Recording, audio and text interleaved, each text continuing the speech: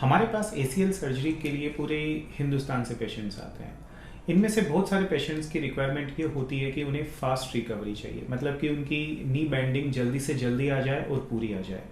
तो आज इस वीडियो में हम बात करेंगे कि क्या किया जाए कि एसीएल सर्जरी के बाद जो आपका रिहेबिलिटेशन है उसके अंदर आपकी नी बेंडिंग जल्दी और पूरी तरह से आ जाए। इसमें जो कुछ फैक्टर्स सर्जरी से रिलेटेड होते हैं और कुछ आप डिपेंड करता है कि आप किस तरह से एक्सरसाइजेस करते हैं। सर्जरी से रिलेटेड फैक्टर्स की मैं बात करूं तो नी बेंडिंग के लिए जरूरी है, फुल नी बेंडिंग के लिए जरूरी है कि टनल प्लेसमेंट बिल्कुल प्रॉपर होना चाहिए। मैं शेवर का कम से कम यूज लेता हूं, इससे सर्जरी के बाद घुटने में स्वेलिंग कम आती है और नी बेंडिंग बड़े आसानी से की जा सकती है।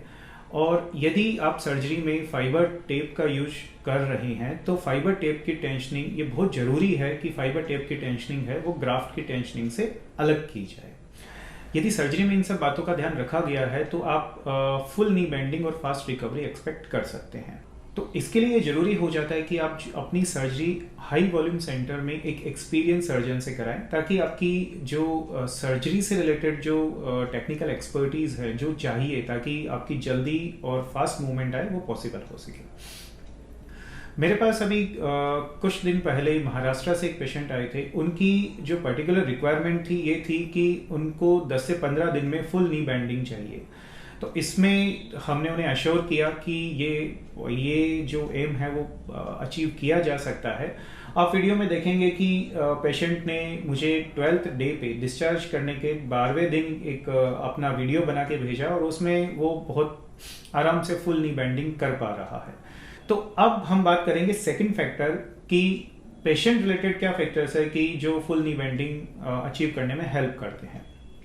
तो यदि आपकी सर्जरी अच्छे तरीके से हुई है, मतलब कि प्रॉपर टनल प्लेसमेंट है, शेवर का कम से कम यूज हुआ है ताकि पोस्ट ऑपरेटिव पीरियड में आपके स्वेलिंग ना हो, और ग्राफ्ट की और फाइबर टेप की टेंशनिंग अलग अलग की गई है, तो आप फर्स्ट डे से अपना नी बेंडिंग शुरू कर दीजिए। क्योंकि बहुत स्वेलिंग नहीं होती है इसलिए बहुत पेन नहीं होता है, आप आराम से नी बेंडिंग शुरू कर सकते हैं। कुछ पेशेंट्स की यहाँ क्वेरी होती है कि मैं घुटना मोड़ूं तो ग्राफ्ट कहीं खिंच ना जाए, लूज नहीं हो जाए या टूट नहीं जाए। तो मैं ये बता दूं यहाँ पे कि ऐसा एसीएल सर्जरी में जो ग्राफ्ट होता है बहुत स्ट्रॉन्ग होता है, उसमें टूटने के लिए कुछ नहीं होता है, इसलिए आप फर्स्ट डे से नी बेंडिंग कर सकते हैं और इसे कंटिन्यू रख सकते हैं।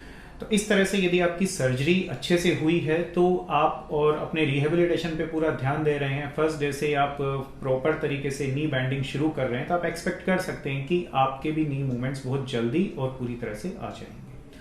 आपको एसीएल सर्जरी से रिलेटेड कोई भी क्वेरी है तो आप नीचे दिए गए नंबर पे हमें व्हाट्सएप कर सकते हैं, हम इनका आंसर करेंगे। Thank you.